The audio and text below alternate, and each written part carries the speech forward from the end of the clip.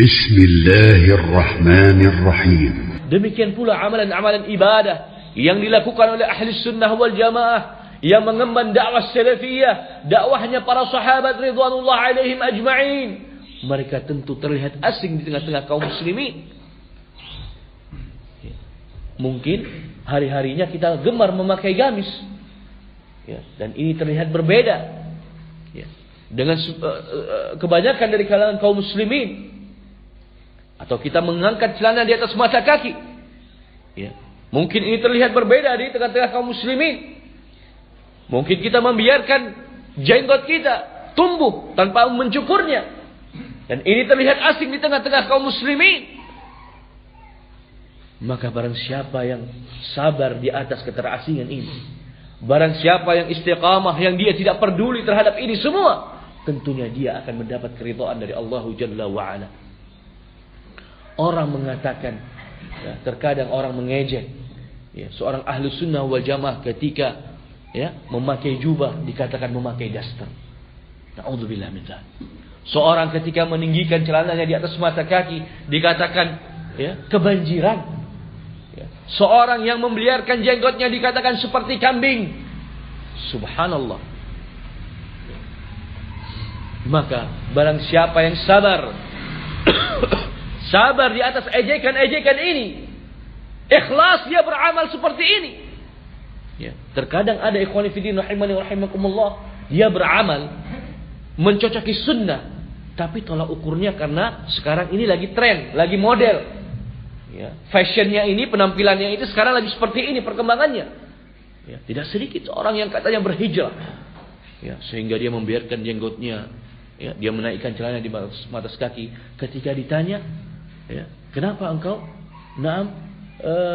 melakukan hal ini? Sekarang lihat aja, artis-artis atau pemain-pemain sepak bola sekarang penampilannya seperti itu. Jadi kita nggak usah malu. Ada contohnya. Subhanallah. Dia tidak mendahulukan, dia tidak mengawali kalimatnya dengan ini sunnah, ini bimbingan Nabi kita Muhammad sallallahu alaihi wasallam. Beliau berlihyah, beliau senang memakai gamis, beliau mengangkat celananya di atas mata kaki. Ini yang dulu kita kedepankan, kita dakwahkan kepada umat ketika ada pertanyaan-pertanyaan tentang mengapa kita beramal dengan amalan sunnah. Sehingga orang yang seperti ini, kita berharap kepada Allah Subhanahu wa ta'ala ikhlas dia dalam beragama, jujur dia dalam menegakkan sunnah. Sehingga ikhwani fiddin rahimani wa rahimakumullah, ini semua tentunya agar mencapai keridhaan dari Allah Subhanahu wa ta'ala. Di antara mereka yang sudah terbukti, ini bukan ucapan semata, sudah ada para pelakunya yang Allah Subhanahu wa ta'ala sendiri khabarkan mereka mendapatkan keridhaan dari Allah Jalla wa ala. Allah Subhanahu wa ta'ala berfirman di surah At-Taubah ayat ke-100. Allah Subhanahu wa ta'ala katakan, "Was-sabiquna al-awwalun minal muhajirin wal ansar walladzina ittaba'uhum bi ihsanin radhiyallahu anhum wa radu an."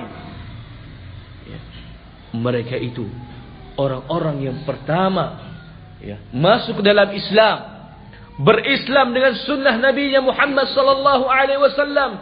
Ketika Nabi sallallahu alaihi wasallam mendakwahkan dakwah tauhid was sunnah, mereka bersegera mengimaninya, mereka bersegera mengamalkannya. Mereka tidak peduli dengan ucapan perkataan ejekan dari orang-orang sekitarnya, bahkan ejekan datang dari keluarganya. Mereka tidak memperdulikannya.